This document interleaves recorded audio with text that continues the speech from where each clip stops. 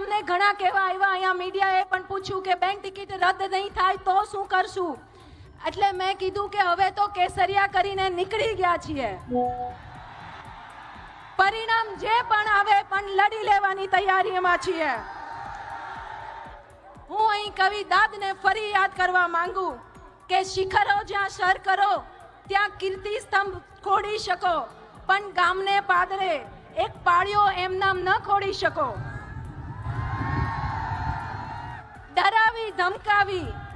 ડરાવી ધમકાવી ઇન્સાનના બે હાથ જોડાવી શકો, પણ પહેલા કેસરીના બે પંજાને એમ ના જોડાવી શકો.